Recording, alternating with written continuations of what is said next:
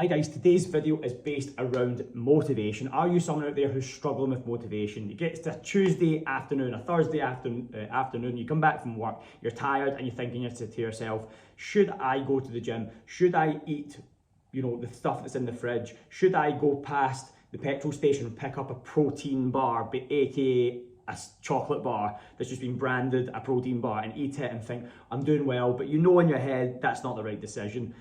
It's a lot to do with the setup. The setup is the most important thing in many things in life.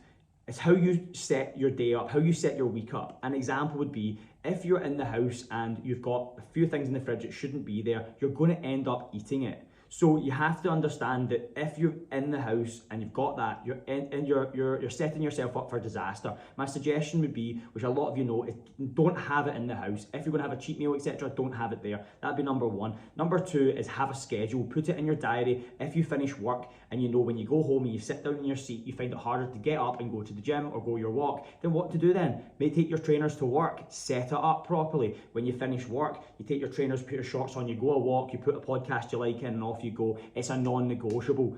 If you're somebody who's constantly basing your life around decisions that are through motivation, so you're like, oh, I'm only going to do it if I'm motivated. I'm motivated now for 12 weeks. That ain't going to work, because you have to have certain principles in there that's going to help you along the way.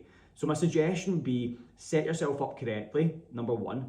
Number two is motivation. Don't base your life around motivation all the time. Yes, in the short term, 6-12 week focuses like body fat losses and stuff, I do it, I think it's great. But if you're in the long term looking to change your lifestyle and sustain it over the whole life, then you can't always base it around motivation. You're not going to be motivated 80% of the time. You have to have it all set up. It's in your schedule, it's a non-negotiable. You do it because it's uncomfortable. If you do uncomfortable things, you have a better life. If you do comfortable things, you have a more miserable life. And if you always remember that, you just end up making the correct decision short term. Because if you just keep doing things just because I don't feel like it, or you know what, because I've had a hard day at work, it's probably because you didn't train in the morning and you waited all day to do it.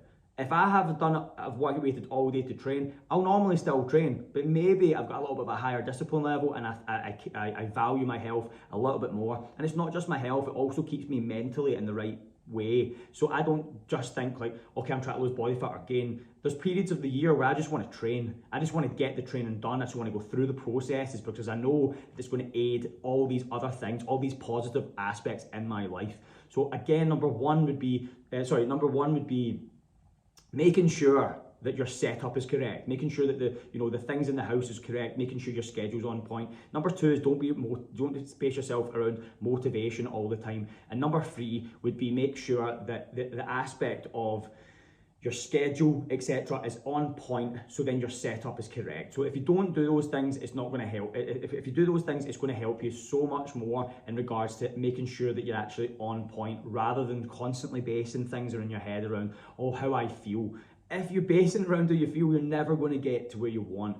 And you have to think short term, pushing through these things, because there'll be months where you feel freaking amazing, and there'll be months where you don't feel great. But it's about when you don't feel that good, about, you know what, I'm going to do it anyway. Challenge yourself, be stubborn, because there's so many people out there are so stubborn. And I would say use that stubbornness to then aid the goal that you're aiming for. If you've got friends around you that are like a bit not toxic, but they're just unhealthy and stuff, be stubborn. Be like, no, I'm not hanging around with these people this month. I'm going to do my thing, and I'm going to do my other stuff. And that's, for me, is so important when it comes to making sure that the goal and the end goal is there. And remember, the end goal doesn't always have to be super definitive. You can have goals along the way, but sometimes if you've not really got a main focus, you're just busy in work and stuff, and you know that, do you know what, I'm just going to get my training done. You just turn up to training because you know that goal in work is going to be helped by you training, as opposed to if you don't train, your goal in work is going to be worse, because you're going to be, going to be